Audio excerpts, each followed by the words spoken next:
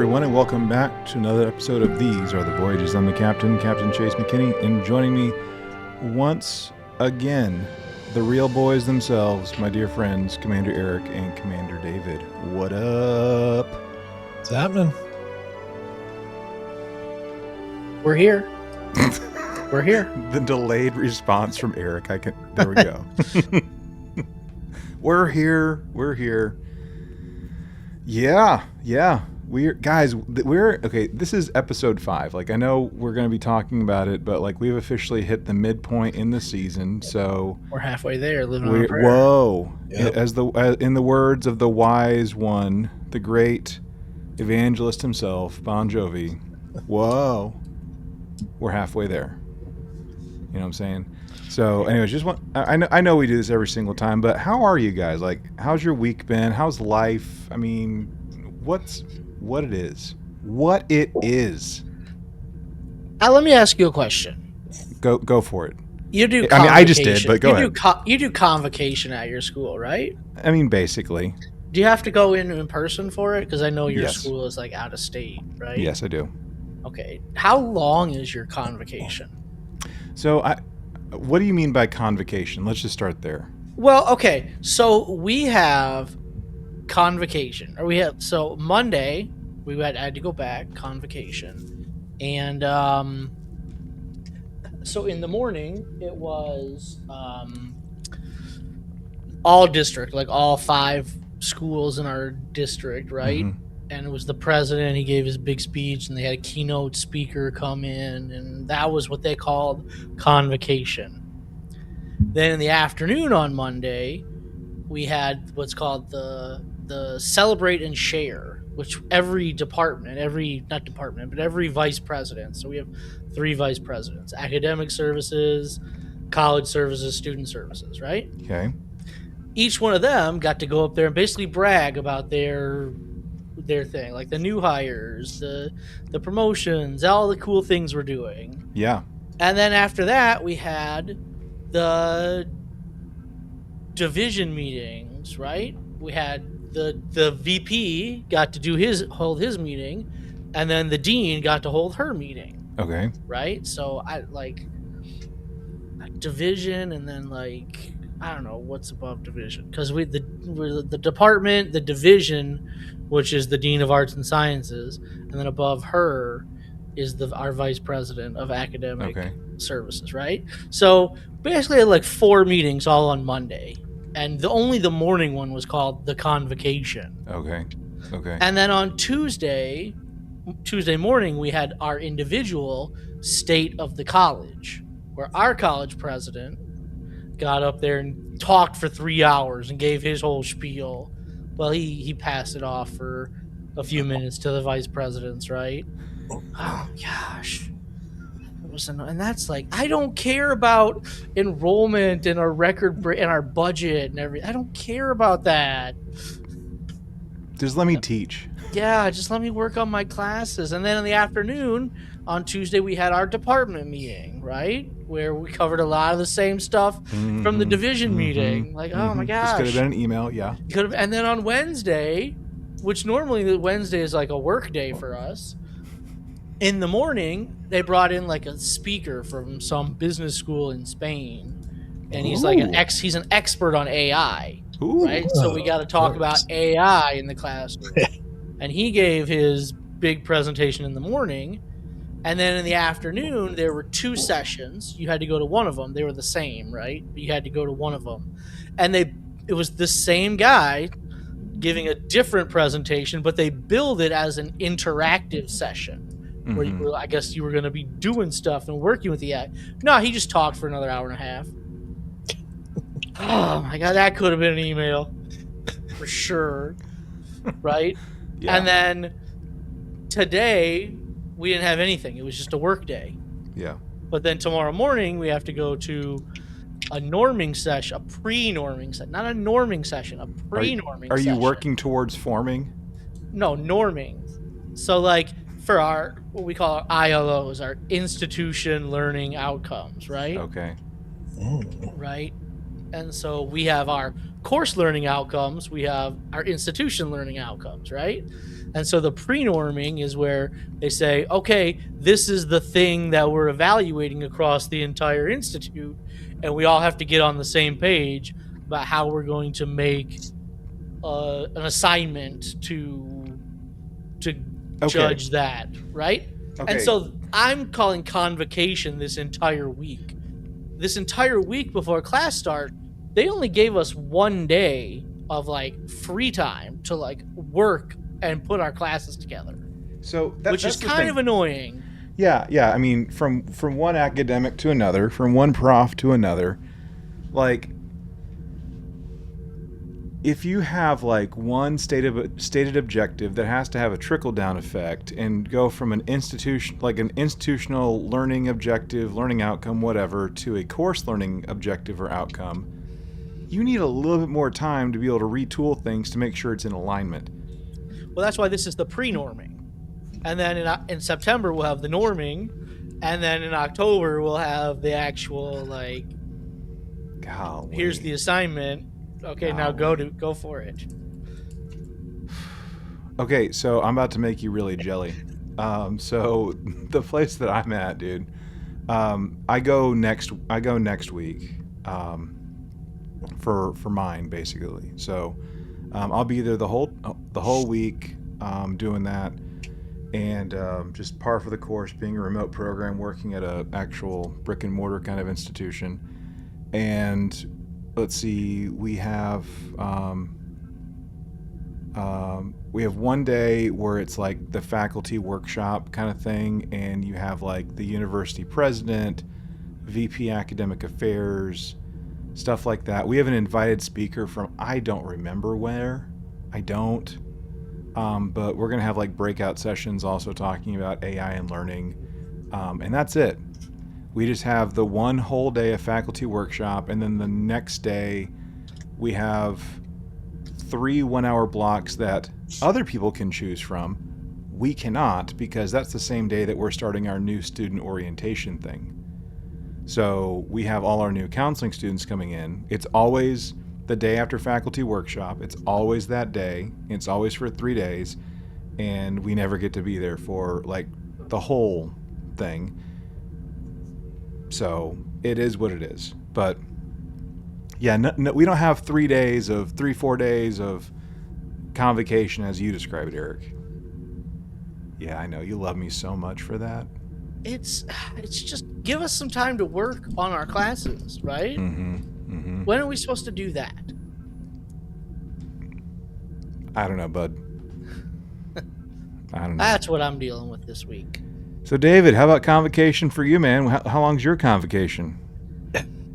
Well, I mean, I'd be the VP in this scenario. So I know he's like, I get to get up there and give a speech for 3 hours. So my normal day is from about 10 to 3 is blocked by meetings. So 10 to 3 every day is effectively meetings and meetings and meetings and meetings, and so on and so forth. That sounds like so much fun, of dude. various importance. So, Wow. So that's just sort of every day. You know, I thought COVID taught us finally what could be an email and what had to be a meeting. No. But it seems like we're going back to the meetings more. It's we're like, we people got away work. from them and now we're back to the meetings. Well, here's sort of I thought it was funny. It was like one of those WTF moments. So one of my directs drafted a procedure. He sent it to me for approval. I tore it apart and then sent it back, and then I get a ping just in Teams saying, hey, can we talk about this? Like, you know, just like go through some of your questions. Like, sure, yeah, throw some time on the calendar, you know, in between 10 and 3. And so put a Zoom number on there, which I promptly ignored because he sits like literally right behind me. And I sort of turn around. I'm like, see his headset's on. It's like, what are you doing? It's like, oh, you don't want to use the Zoom? It's like, no, I don't want to use the Zoom. You're right there. Like, either come over here or we'll go in a meeting room or something, for God's sake. Why do it? It's like, you know what? I didn't even think about that. So, yeah, it's worse. Golly. Oh. Well, ain't that special. Mm-hmm. I'm glad we have a VP in the house. Yep. Mhm. Yeah. I don't aspire to be a VP. I don't No? aspire to be a dean. No? I don't aspire to be a department chair, associate dean. We call them associate deans. We don't call them department chairs Oh, okay. Okay. for whatever reason. I do. I'll Well, say I it mean, right our school, their official title is associate dean, not department chair. now. Yeah. We're going to be having a shakeup in the next year with like our university structure, but it'll be fine, I hope. But anyway, well, shall we move on and get into the business of talking Trek? Let's do it. All right. Computer, put some music on. Hello, everyone, and welcome to the show. This is your red alert as we go into spoilerific territory, of course, and talk about the latest episode of Star Trek Strange New Worlds, Season 4, Episode 5, Level 5, Transporter Accident. It's time to talk the starship. It's time to light the bridge. It's time to meet the Muppets on Strange New Worlds tonight. Okay, so I always like to start out with the 1,000-foot view, right? Dude, no. Not 1,000 foot. More like 50,000 foot. Okay, all right. So I have 3 things that I need to discuss before we really get into this, okay? One is just the overall concept of the Muppet conceptually, right? And I've said this before, and I said this about Subspace Rhapsody when we were there. Conceptually, is this episode any different than Subspace Rhapsody? Conceptually, is this episode any different from, and I always use the example of Rascals from TNG, right? Like, it's a ridiculous idea. A transporter incident turns our captain and several other crew members into children, and they get to go around doing children things, and what's the hilarity that ensues there, right? Mm-hmm. Mm-hmm. And I know, Chase, you've said you don't really care for that episode, right? You're not a fan of Rascals. Not really. Okay. It's an episode, right? It's Yeah. a decent episode. I think it's rated like a 6.8 or something on IMDb, right? It's not a great episode. It's not a terrible episode, right?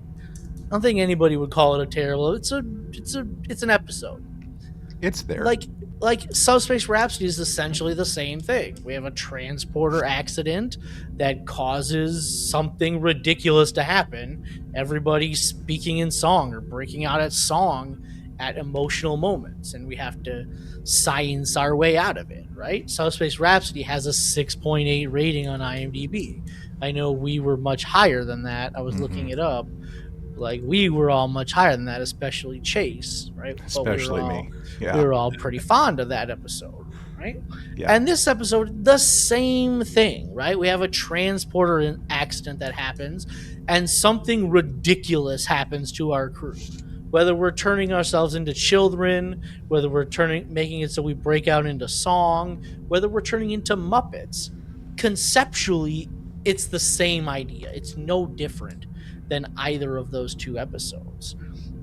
And so when when you go and I'm reading these reviews and people are like, Muppets, what the F is this? Muppet, they're like, hey, like, get over it, right? It's a goofy thing, and it's 1 episode, right? Now, I will say, when it's 1 episode in a season of 10 episodes, I think it makes a difference from being 1 episode in a season of 26 episodes. Correct. Like TNG had, right? So I Yeah. think there is a difference there. Yeah. But there are people out there that will rate this just a 1 and say it's terrible without even giving it a chance, just because it's Muppets and it's stupid. Just like there are people that rated Subspace Rhapsody a 1 and didn't give it a chance just because it's a musical and musicals aren't masculine or whatever. I don't know, right? There are people that have that opinion. There are people of that opinion out there, right? So like, I just want people to be like of an open mind. Like, conceptually, this is no different than any other ridiculous transporter accident episode. Sure. Right? the other thing, it's kind of like two things, but it's kind of like one, is that that still counts as one? No, that was one. Okay. These next two, I started with saying there's three things. I was trying to pull a Gimli. I know. There's three things, and maybe these two were kind of like different sides of the same thing. But like, Spock is, he's half human, half Vulcan, right? And the Spock that we know from the original series is much more Vulcan than he is human, right? This Spock feels much more human at times, and I feel like, we see him struggling with the Vulcan aspects from a human perspective, and it's sort of like reversed of how we see it, I think, in the original series. So it's really weird to me that they keep like putting Spock front and center in these sort of like goofy episodes, right? Like in season 1 we had Spock Amok, which I think we all thought was a really good episode. Yeah. But like he's front and center in sort of like a goofy way. And then in season 2 we have Charades, which again, Spock and T'Pring are front and center in sort of this goofy way. In season 3 we had Wedding Bell Blues, which put Spock front and center in sort of a goofy way. And now here we're doing it again. Like, I had no idea this was going to be a Spock-centric episode, just from the overall idea of like, we're doing Muppets, right? Oh, but this is not really about Muppets. It's about Spock and him, like, which we don't arrive at that idea until the very end, but it's like but they're using this goofy concept of Muppets to try to make a serious point about Spock's stress level and Spock's struggle with logic, so to speak, or struggle with that Vulcan part of him. And it's really odd to me. I don't know if this was the best choice of like this goofy concept to sort of explore this sort of like heavy topic. Yeah, for it to be like such a what we're led to believe as a transformational experience for him, like fundamentally, like a paradigm shift for him, essentially. Well, like in Rascals, though, you actually follow the crew that was affected, not necessarily an outsider looking in. And they always did like some sort of growth story through them learning through their limitations of being children, effectively. They're dealing with that sort of limitation. And this was sort of the adverse of that, where we're not really necessarily focusing so much on the puppets and the puppets learning something. We're trying to have a learning experience for Spock, who is not a puppet. Yeah, and then I guess the third point, which might be part of this other point, is that like, I don't know if this is the metaphor that they're trying to do here, but like Spock is the only non-puppet, and he's sort of like the only non-human, or not the only non-human, but like a Vulcan amongst mostly humans, and now he's like a regular person amongst Muppets. I don't know if that's the metaphor they're trying to do here, but it kind of felt like it, and it felt odd to me. Yeah, and well, hopefully I'll remember this, but like especially when we get to like more of like the realization at the end, there was like just the whole puppet thing, I think, had an interesting message. Yes. For Spock, and I'll try and thread that needle when we get closer to it. Okay. Well, those were kind of like just my big overviews. I don't know if we could have saved some of that for our review at the end, but I kind of like felt like I had to get that out. Get it, dude. Don't get. Any stuff from you, Commander David? No. No. So, guys, Scotty has a little Ricky. That's a creepy looking puppet. I'm sorry. Bruh. Bruh. That, like, yes. Creepy, old school, homemade looking, quantum entangled kind of puppet. Like, what? What am I looking at, man? So, okay, kicking this thing off, like, I appreciate it, but in a way, like, I feel like it's starting to be overdone. Like, we learn about, Scotty's like trying to like beam things farther and farther and stuff like that, and he's like, I did it this far, but I want to do it farther because why not?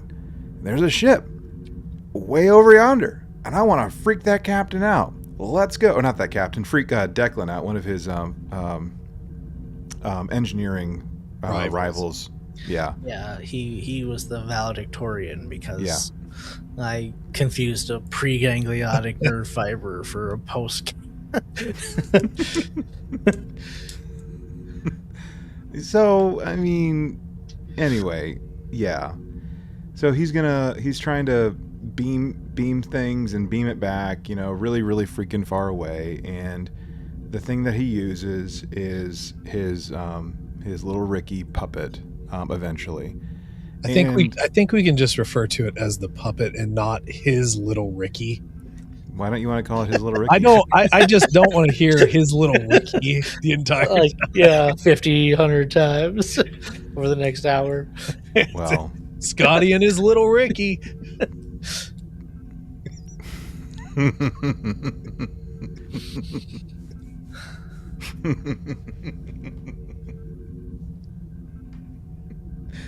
Okay, fine.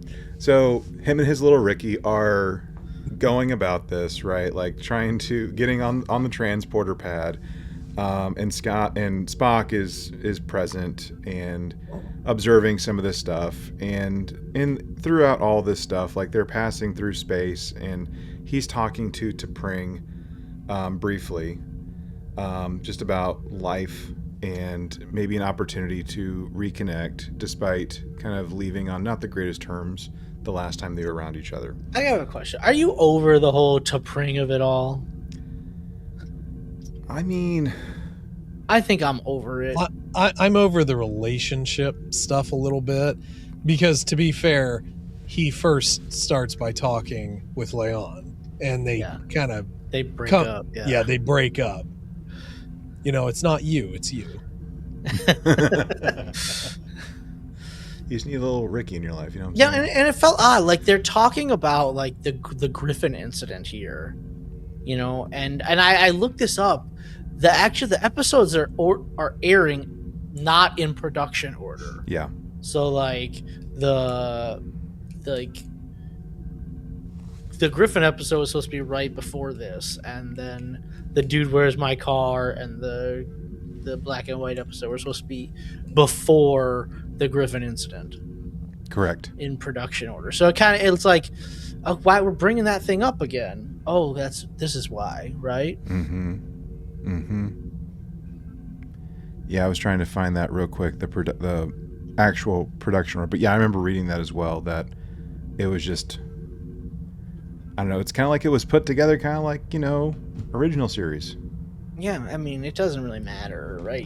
This is not like serialized in a sense, so you can watch it out of order. No, but they do make some references to some things or allude to some things that just don't quite jive, right? Like, I think we were talking about the like the Ortegas and the Scotty thing a couple episodes ago, and like this feels kind of, I don't know, out of order. It feels contrived in a way, and yeah, I think it's because of how it was shot as opposed to like how it was like pieced together in terms of air order.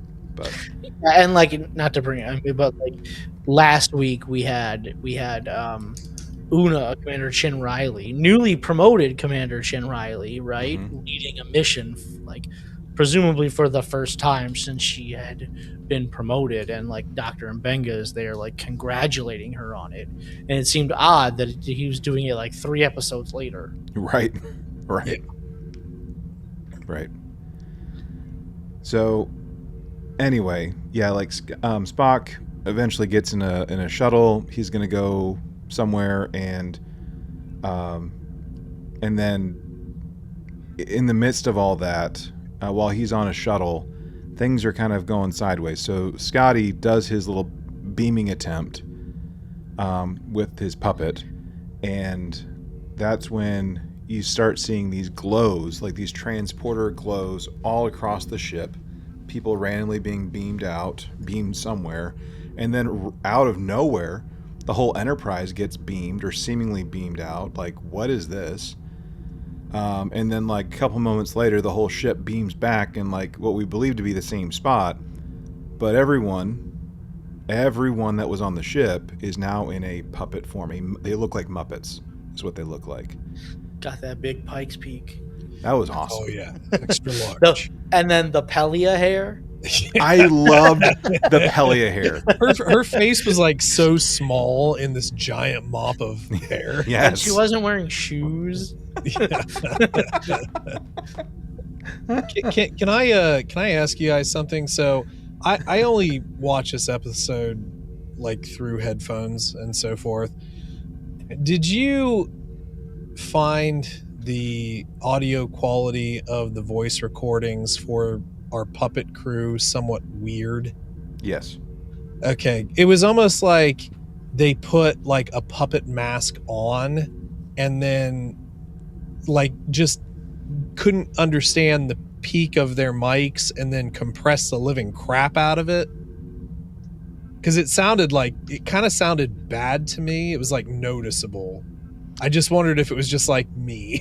I didn't notice it. Well, there were two things that I noticed. So I get like with puppets and cartoons, like you have to like worry about mouth flaps and kind of like trying to like time that. Especially like when we were in the conference room with the captain, like right after we come out of the credits, the flaps and the audio just seemed off to me. It was really noticeable to me with that. But to your point, David, like with the quality, there were times where it sounded super clean and super distorted, instead of like that, like right in the middle, happy medium type of thing. Like when the audio is too clean, it just sounds way off to me. That's weird to me because most of what we hear is ADR anyway. Well, that's what I'm getting at. Like, so I feel like they would have just done this whole episode as loop group. So why would there be any difference?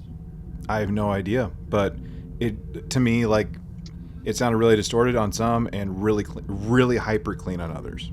Just whoever mixed the vocals. Yep. I don't think that was a very good job. I was hoping it was just me. Maybe the normal sound engineer was sick that day. He was hanging out with Fire Guy. Yeah, Have we heard from him? Fire Guy didn't get paid to this episode. No, he didn't. Well, except for like maybe one part with a lighter, but that was about it. Oh, okay, you're right. Have we checked on him? Is he okay? Like, I mean, I haven't seen Pyro Guy this episode. Is he collecting his pension or something? I'm worried about him. He was just a few months from retirement, so after Discovery retirement, wrapped. is that what you said? Oh. Oh, guys. So everyone's freaking out because they can't touch they can't interact with anything, basically. So now they have to rely on Spock to press all the buttons. And oh, by the way, Pike got a new chair that's like he can control everything with his fingertips. Was it a TNG episode? I feel like it was TNG where Geordi was like trying to obsessively fix Picard's chair. No, that was Enterprise. It was Enterprise. Okay, sorry. Yeah. Originally I thought it was Enterprise. It's like, was it TNG? But no, it's like, and then he just like Scotty just raised it a couple inches. Yeah, he or lowered it or lowered an it eighth of an inch or something. It just reminded me of that. That's it right there. Yeah. There were a few references, Easter eggs, I guess they call them in this episode. Yeah.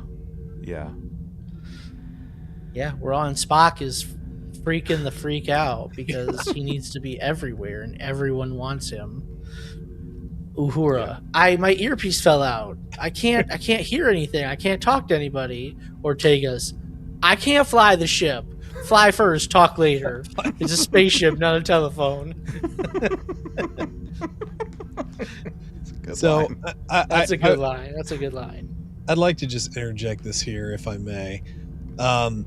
So Eric, you had brought up Rascals and so forth, and like maybe trying to lighten up a little bit.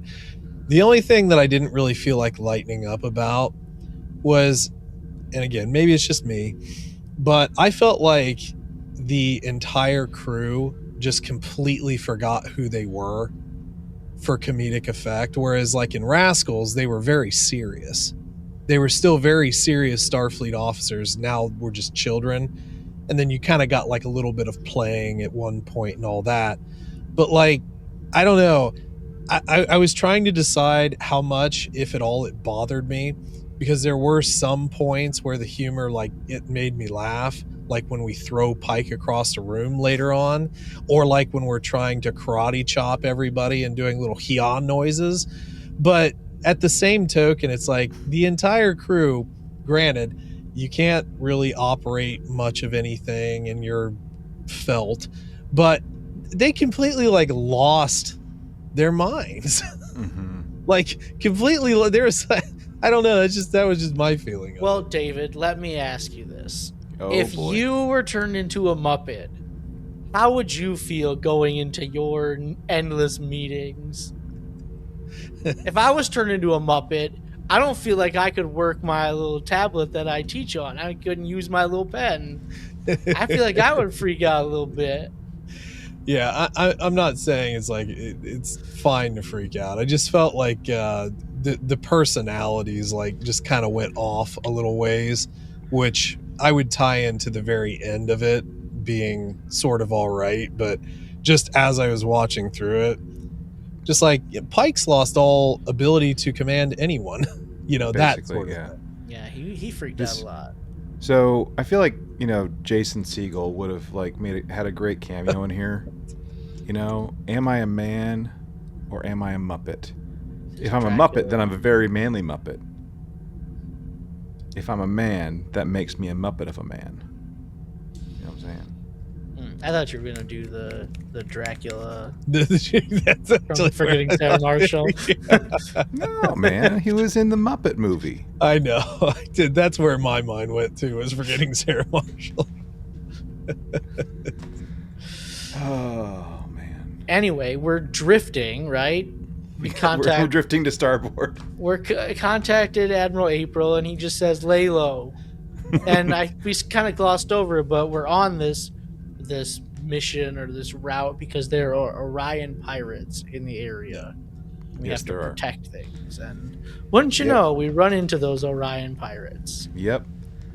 Of course. Yeah. Commanded So by Rachel Harris. I love Yeah, Rachel Harris. She so- is hilarious. So yeah, as someone that really enjoyed Suits, like that's what I know her from the most, is from Suits. I know her from the Slow Skis commercials. Okay. The turtles. Right? Okay. I've never The seen. I don't Comcast remember. turtles. You don't know what I'm talking about? Really? That's her? Yeah, she's the wife. The turtle, the Comcast Huh. turtle. They like slow internet because they're turtles. So They don't like the fast Comcast internet. I'll have to look So- that up later. Anyway, so I didn't realize that it was like okay, let me back up. When it comes on and I hear the voice, I'm like, that sounds like Rachel Zaz from Suits. That sounds like Rachel Harris, and or Sheila Zaz. Sheila That's what it is. Zaz, Yeah, Sheila Zaz from Suits.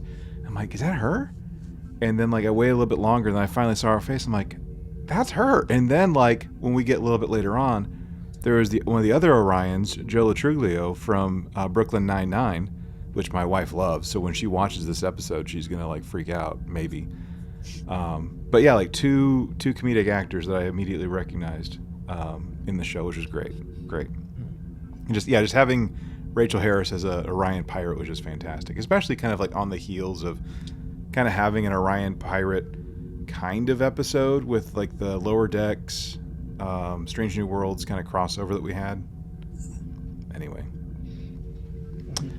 Anyway, so they yeah, find out we're Muppets. they find out, and they Can't hit immediately realize that they can't do crap, and that they see Spock running around the bridge pressing all the buttons, so they know that this ship is ready to be taken over, and they're going to take full advantage of it. But not before And there we. seems to be only like 4 Orion pirates on Yeah. this vessel, Mhm. right? Easily. I feel like you would transport a few. I know you got to leave some people behind to run the ship, but if you got a boarding party, you maybe send more than like 4 people. Yeah, but like if I'm over there, you know, maybe it's like, it's just Muppets. They're just a bunch of puppets on the dang. Yeah, but like let's think about it. You ever heard that scenario? Like, how many like kindergartners could you hold off at a time? Could you like fight off at a time, Yeah. right? Yeah. If there are 400 Muppets coming at you, right? I feel like they could overwhelm me. Computer, But it seemed like replicate they a were only, flamethrower. it seemed like all of our non-bridge crew like disappeared. Like they didn't get turned into Muppets. Where were they? Mm-hmm. Yeah. Because they seem to have vanished. Where is Mitchell? Seriously, where is Mitchell?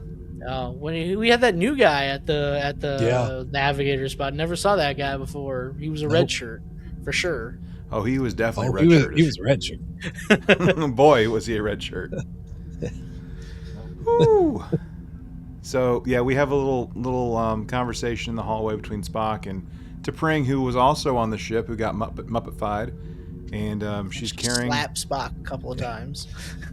You slap. I need you to promise me no shenanigans. Golly. Oh, and she's definitely gonna blame him for it. But anyway, Spock has like a phaser and like shoots the Orions that get on. And here's the thing: like I know it's Muppets, and I know this is a sci-fi show, but like she was like standing like back against a wall, like a tiny little indent of a wall, and like sees this happen to Spock, like him get like stunned or whatever, and then like she just goes, and then just walks the other way. I'm like, how did they not see her? How did they not see this tiny little Just purple went down little a Muppet? different corridor. It looked like the same dang corridor. It didn't look like it was like a perpendicular one. I don't think that they saw the puppets as a threat, like at all. It's like, oh, just a puppet that's just maybe holding a phaser. They can't fight it. It's fine. Get out of here, little puppet. Had a puppet. No, it's like because when we take Spock hostage, right? Give us the command codes. No, I'm not giving you the command codes. All right, we'll just go to the bridge and take that. And you see La'an and Una are trying to defend it, and they're like, "Are you even feeling this?" And it's doing nothing, like nothing. Which I kind of have a problem with because, like, Later, the internal like logic of your show has to be consistent, and I don't think it was in this episode. Well, No. so they examined themselves, and M'Benga said that they were organic somehow, but then the Orions couldn't like scan them at all. So I thought that was a little weird. If they are organic, then they should show some trace, even if it's smaller. And you should have to breathe, right? You would think, or bleed. right? Yeah, but then once we get past La'an and Una onto the bridge, like they do the little, one of them does the little thing to Ortega's, put the hand on the head, little kid can't reach. Will you come closer to me? No, I love that little bit. You can't get to me. My arm's too long. Well, just when they're running away, like there's a few running away too. They're like really slow and super jerky and stuff, like a puppet would be. That makes me laugh too. Mm-hmm. Mm-hmm. So, anyway, Spock is being held captive for the time being, right? And he's been stunned. Give us the command codes. We got to figure out how to get how we're going to get him out so he can go do the things for us. So we're going to hatch a plan. doesn't give the command codes. I know he doesn't. I'm saying we got to Oh. we're hatching a plan to get him back. And Pike is like, I'm a little more fluffy, but I can still be sneaky. Yeah. And, by the way, Pelia gets chopped in half too. Yeah. Yep. with a little katana looking thing, and then gets stitched right back together. No big deal. No big deal. And then Spock won't give up the command code, so you can't throw me off an airlock. No, you're right, but I'll throw him off the airlock. Who needs Okay. money? Okay. That was not funny. Like, I guess I wasn't in the right mood for it. I wasn't either. I hated it. And like, it didn't even look like Pike was trying to do it. Do the Muppets have 5 fingers? They have 4. They have 4? Okay. So I guess you could still do it. You could. I didn't like it. I don't know. It felt forced. I didn't feel earned. Just like in the not the Wrath of Khan, the Into Darkness. It didn't feel earned. Yeah, when I saw Pike going into the airlock and I saw Spock looking at the window, I'm like, please don't, please don't, please don't, over and over. And they did it, and then he did like this little thing, and not a fan. But Pike doesn't die. He just floats out in space because Just he floats. doesn't. He's organic, but he doesn't breathe. Because puppets don't have to breathe. Puppets. Yeah, what's organic? Should we be felt? saying puppets instead of Muppets, or is it okay if we say Muppets? Well, I mean, Jim Henson was involved. The Jim Henson Company was involved, so. Okay. Yeah, I was about to say Jim Henson was not involved. Well, the Jim Henson Company. The Jim was. Henson Creature Company. Yeah. Which does make me wonder a little bit. Like, doesn't Disney have a stake in the Muppet Company? I have no idea. Because like they have like Muppet rides and experiences like at the parks and stuff, and Yeah, and CBS Paramount is not part of the Disney umbrella. no, it's not. At least not yet. Just let the monopolies keep happening. We'll see what happens. Yeah. I remember learning like in like 4th grade that like monopolies are bad. So like, anyway, let's keep going. Wait, so how did Pike get back onto the ship? They let him in, even despite the fact that they were gonna like bust a window or something, but yet they can't like press buttons to do anything. So I don't know how they got him in. I don't think it ever explained how they got him in. Well, they were like looking at him at the window. They're like, "Are we gonna like bust the window and like let him in?" But then that was it. It was just like kind of hand waved away. Was my understanding of it. Yeah, because Spock is still captive at this point. Yeah. What were you gonna say, David? No, we don't need to worry about maneuvering in space or the effects of being in space, even with a puppet. It's fine. It's fine. I don't have a problem with puppets not having to breathe and being able to survive in space is like something I have no problem with. I'm fine with that. It's just like how are they supposed to maneuver in space without some sort of like way to propel? They swim. La la la la la. I'm sure all the astronauts have been to space. Totally. I want to ask the resident mathematician, physicist type of person up in here. How cold is space? It's absolute 0 Kelvin. So shouldn't there be like Negative I don't know. 273 degrees Celsius. So like wouldn't after like a period of time, wouldn't there like be like, I don't know, popsicles all over Pike? You would think so, right? Especially if it's organic. Yeah. But like the Species 8472 organic ships don't crystallize, don't freeze. Do they? I don't think And those are organic. I don't know. The Borg it can go out into space, and do Borg have to breathe because they're part organic, right? Mm-hmm. They can go out in space with no spacesuits. Yeah, but they've all get but like icically. I mean, I don't know like what all like 8472 has. I mean, like Borg, we know like they're taking technology and adapting it to their own. So like maybe there's like something that's kind of helped them with like their cyborg enhancements, you know, to kind of help them kind of live in those extreme kinds of settings.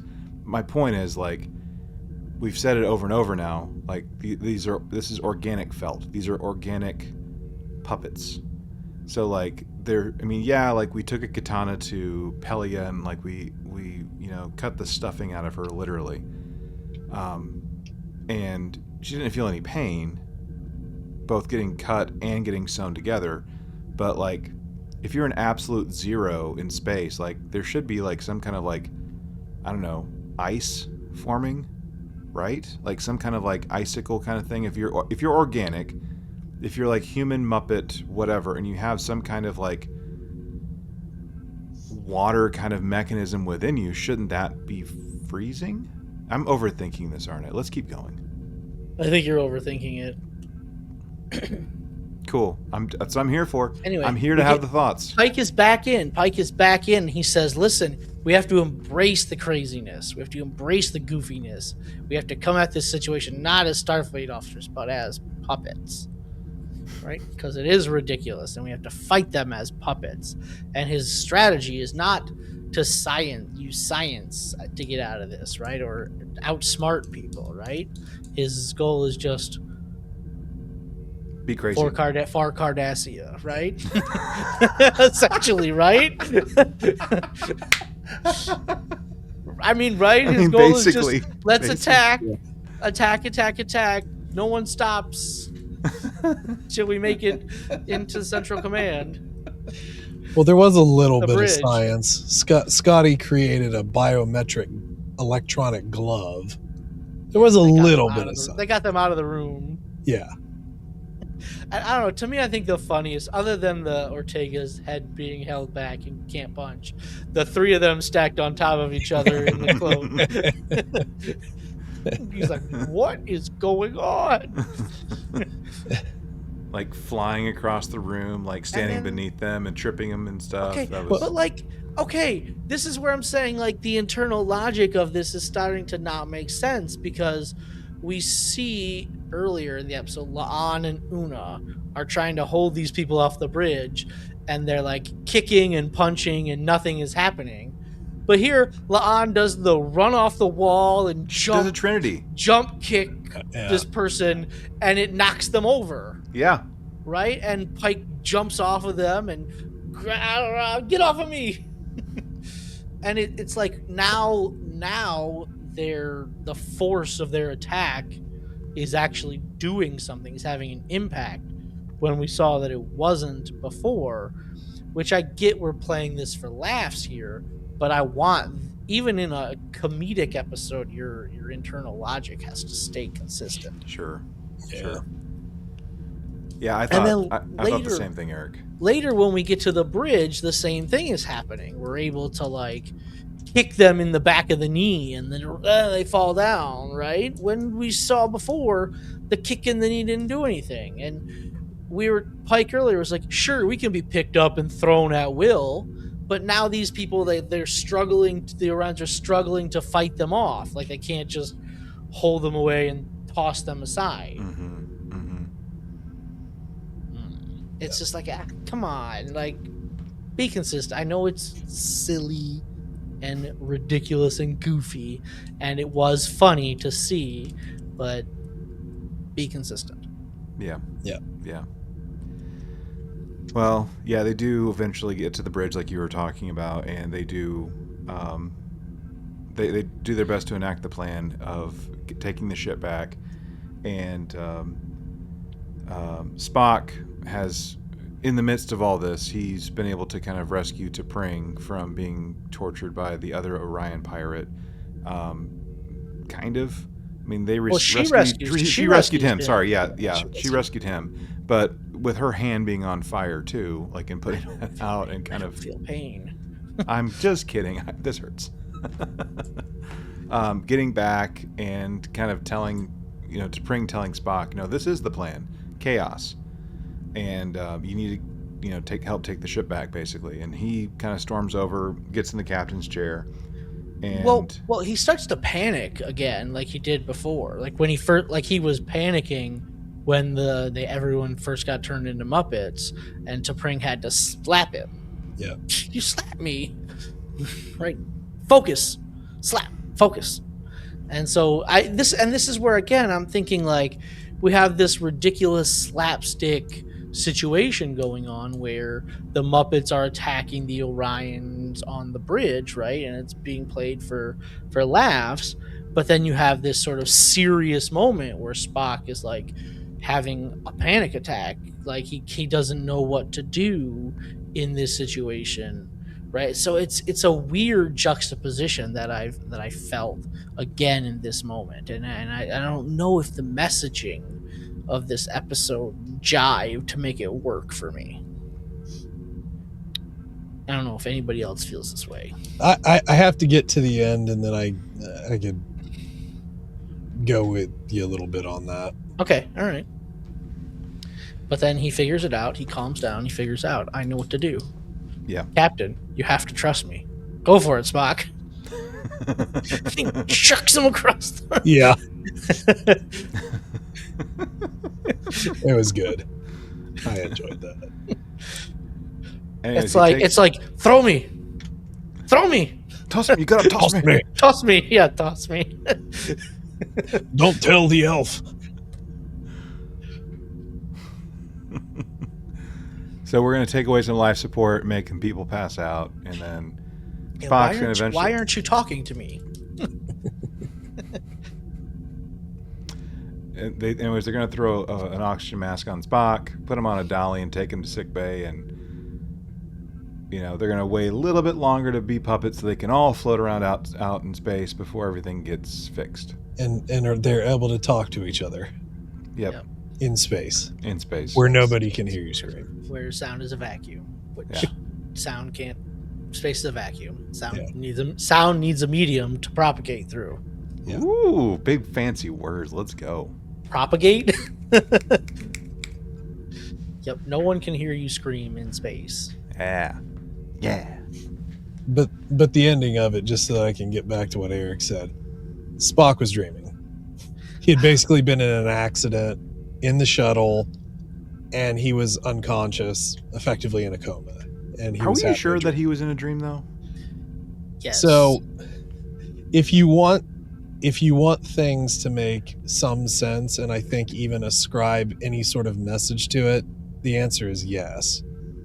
Because when you start to think about it, this is like all of his mind palace at war with itself, where he's dealing with, I mean, we understand that like Vulcans are not emotionless. They have emotions that are suppressed, and they're very violent, which is what almost brought them to their own destruction. I mean, we examined that in Enterprise pretty well, I would say. So this is like, to me, it's like it's all bubbling under the surface. That you could, and again, this is a little hand wavy, but like, why is the crew not acting like themselves, truly like themselves, like in some sort of control, seasoned Starfleet officers? Because they're figments in a dream, or in basically a coma-induced dream.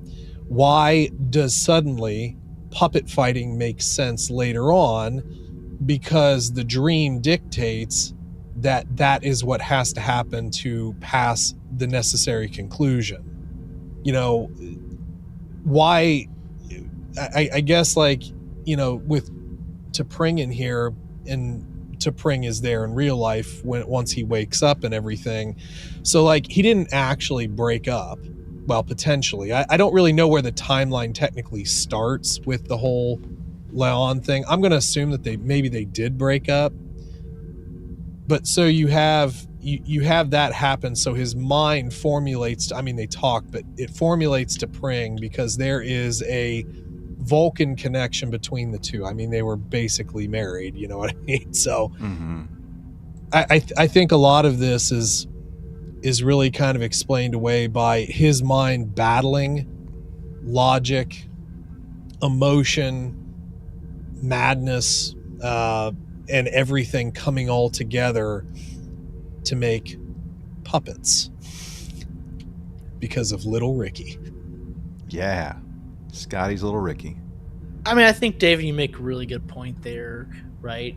In the sense that, you know, the internal logic of the show needs to make sense. And you're right. If it is a dream, we know that dreams don't have to make sense, right? Dreams, like the geography of the, so to speak, of dreams is allowed to not make sense. It's allowed to be sort of surrealistic or impressionistic, whatever the artistic terminology you want to use. So I think that's a really good point. And like, yeah, I mean, that makes me think about this episode differently. I'm trying to like, okay, maybe this is not what I thought. Speaking of like the dream part, where you know, T'Pring is the one that's kind of refuted. Nope, you've been here, just kind of sleeping. No puppets. Like, kind of like going along with what you're saying for a second, David. Like, I was wondering, like, what an interesting subconscious kind of choice this may be if this was in fact a dream, right? And like this whole thing really did, you know, occur in some kind of dreamscape. What a fascinating idea for Spock to be surrounded by puppets, but to feel like he is a puppet. Because that's essentially what was happening. Like, he was being, like, the puppets were the marionette for him, in terms of they were pulling the strings so that he could do the stuff to keep the ship going. Like, that's just a lot. It's like, that's a fascinating, like, layer of an idea. Like, you're using puppets as the marionette for the person that's not a puppet, but is in fact seeing himself as a puppet subconsciously. Yeah, and I'd also say just one sort of last thing. We'd all kind of like thought about, so Spock's been in a relationship with Chapel and Leon, and I mean, obviously T'Pring in the beginning. But we know that in the original series, he is more Vulcan. Up until T'Pring chooses somebody else, they were still together.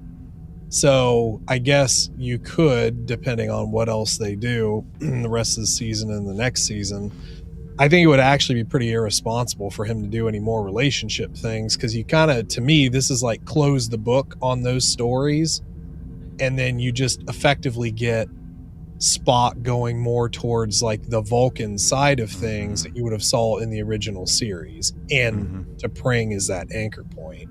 Yeah. I have a question. Are we more than 7 years before the original series, or are we after that?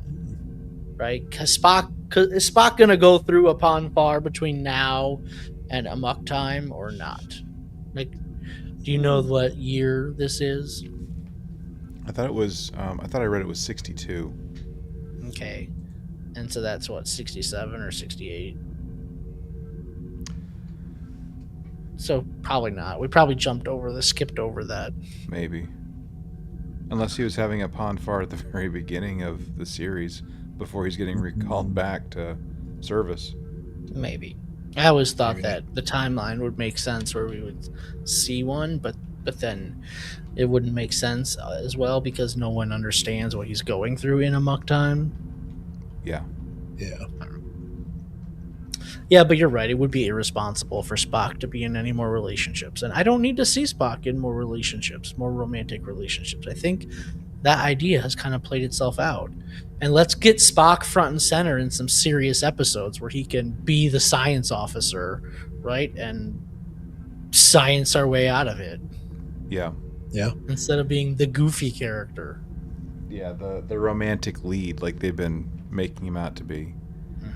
So I think we talked about this maybe in the beginning. We've kind of like sprinkled it in throughout, like just all our discussions of Strange New Worlds and having like the Ethan Peck version of Spock.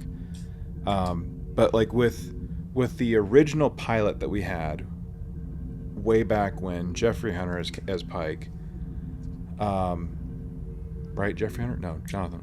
Oh my gosh. I think Jeffrey Hunter. Jeffrey Hunter. Right. Thank you. Okay, yeah. how, you know, Nimoy's portrayal was very different from the second pilot that we got and what we came to know as Spock. And I think that was like the intention, in terms of like how Spock is in this show compared to what we see him as in original series. So with what's happened here, do you guys think, are y'all of of a similar opinion to me that this is it in terms of him becoming the Spock that we're accustomed to by the time we get to original series? Like, is this the turning point for him? Makes sense to me, I guess. I mean, I Embracing think that logic more. I think what we're seeing here in these few episodes, this season, I think is definitely driving him towards that. If we're not quite there yet, I think we will be very soon. Yeah. Okay. All right. All right. So the cage 2254.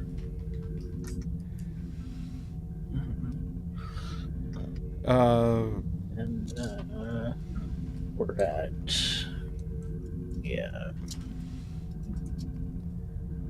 So amok time. That's Mach time is 2267. Can't find it. I don't see it. I lost. There it is. Yeah, 2267 amok time. So Yeah, there you go. we're in 2262 right here. Yeah.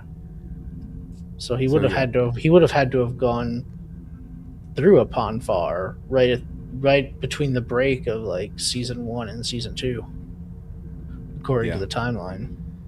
Yeah. It's rough. I mean, it's rough. It's roughly 7 years, right? So it's. So I thought it was exactly every 7 years, like clockwork. They can predict it. I mean, whether it's. I mean, that's what I'm saying. Like, maybe it was around the time that we're, you know, having Spock being recalled back to service. You know, whenever he's hanging out with T'Pring and they're like kind of proposing, or she's proposing to him, or whatever they were doing in that first episode together. Anyway, it's happened. It's happened. Anyway, shall we move on to deltas? We missed anything that we need to talk about? I think so. So, how well do you feel like the different divisions of service were represented in this? Command, I would say probably yeah.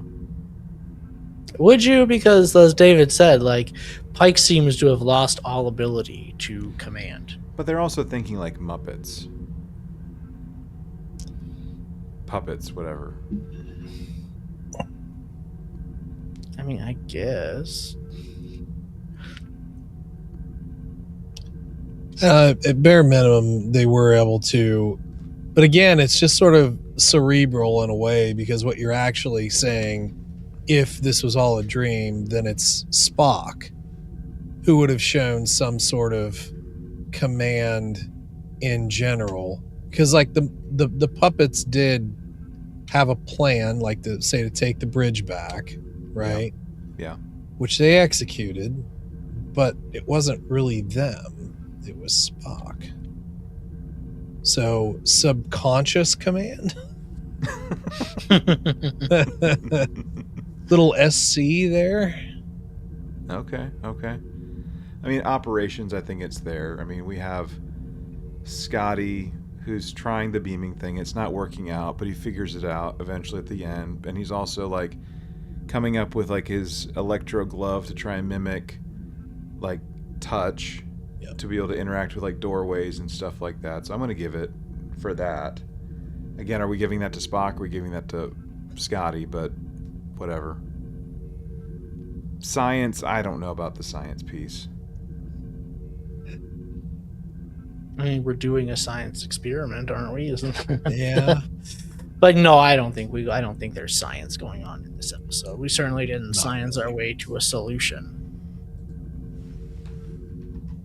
All right, guys. Well, the time has come. So,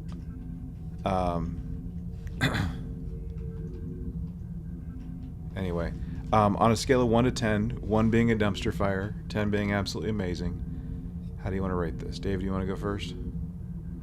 Sure. Man. So I will say that, like, I did get humor in it. Like, there were definitely times where I laughed. The puppet fighting and the throwing Pike around and all that. It was humorous. I would just say that, like, if I take this in the context of Spock's dream, a dream by Spock, then it becomes a little bit more psychological, which is a bit more interesting than if it wasn't.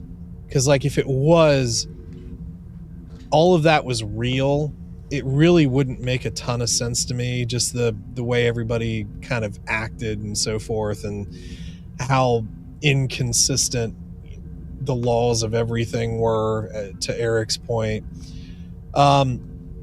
But if you do take it as a dream, what you really have is a mind that is at war with itself, and it's trying to find a way back to some sort of center, which effectively for Spock becomes T'Pring.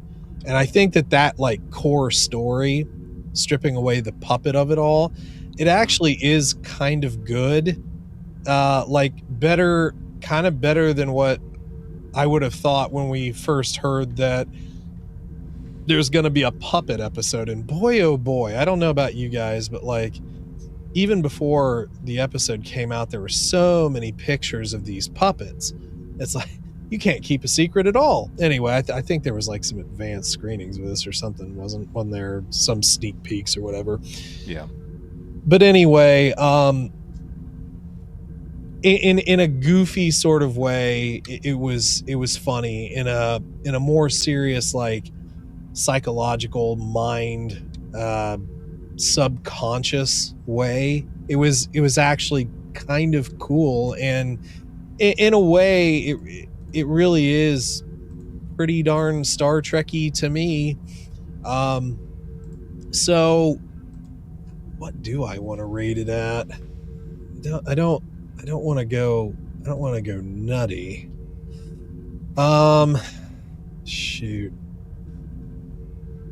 You know, it's kind of the first time that I've laughed at, like, what would be considered potentially set humor for this series.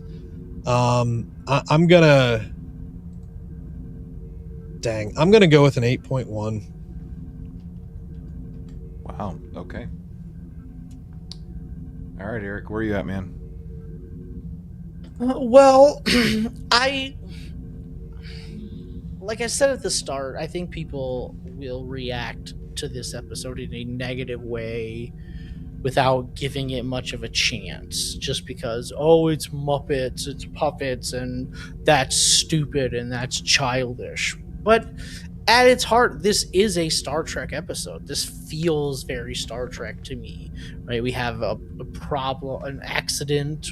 You know, we're doing some science experiment. We're trying to work on our machinery to improve it, and something goes wrong. And yes, that thing that goes wrong is ridiculous, but you know, whatever. I think it loses some points because we don't science our way out of it at the end. We sort of like slapstick fight our way out of it, and slapstick is not my favorite type of humor. I think the Three Stooges is sort of stupid. I don't like that at all. But then you have to understand, well, none of this is actually real. It's a dream, so it makes sense that we're not necessarily trying to. Maybe it's more okay that we're not sciencing our way out of it because it's a dream and it doesn't have to make sense. But then at the same time, oh my god, it was only a dream, none of it was real trope, I hate that trope with a passion. That needs to die. Like, writers who do that need to be like fired immediately, because this is I just don't like. I mean, that's a bit harsh, but I just don't like oh, it was a dream and I just woke up and none of it was real, but it felt so real. Like, ugh, vomit. So it loses points for that. But what David just said there was really interesting. Like, it's this internal conflict that Spock is having, where he's trying to like reconcile the two sides of him, and in this dream world, that it results in some like weird goofball way, because dreams don't necessarily make sense and they don't have to. So that's a really interesting point there. I gotta say, I enjoyed this episode. I want everyone to give it a chance. I don't want you to just dismiss it offhand.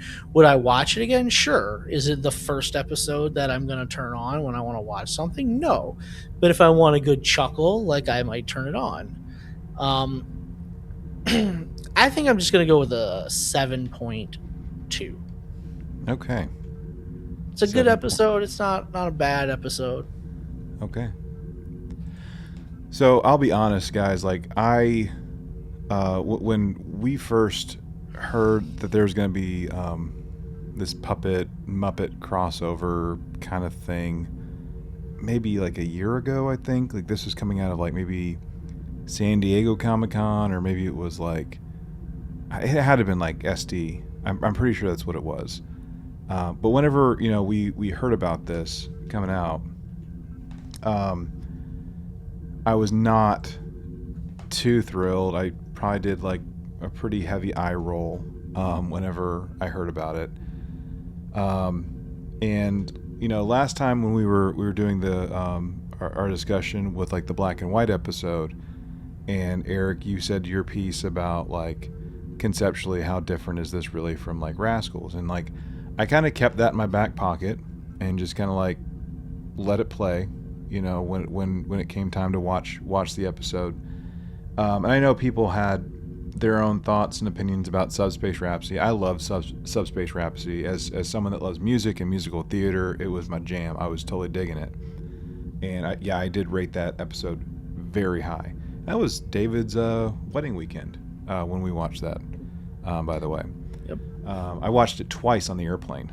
That particular episode, flying to your state, buddy. Anyway, so going into this episode, I tried to keep an open mind.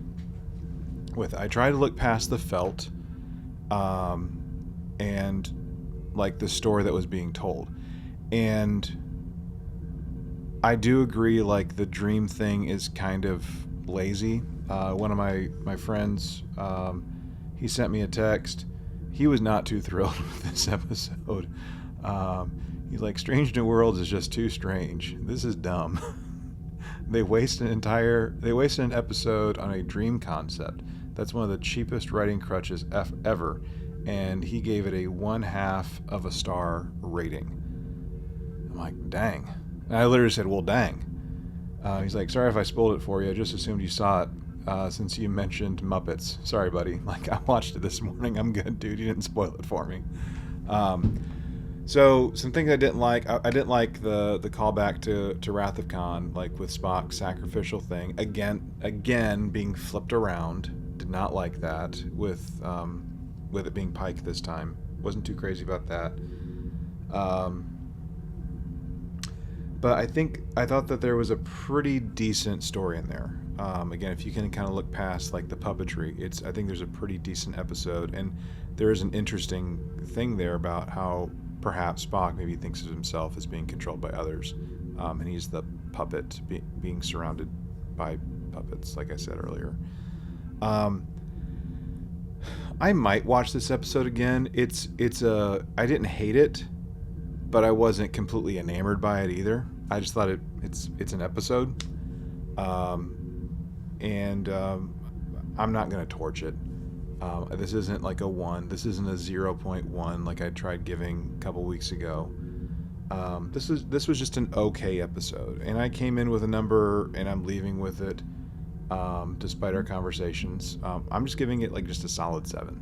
I just thought it was an okay episode, not bad, and I was pleasantly surprised at what I perceived as like some depth to a story, especially when you really think about like the dreamscape stuff of it all. So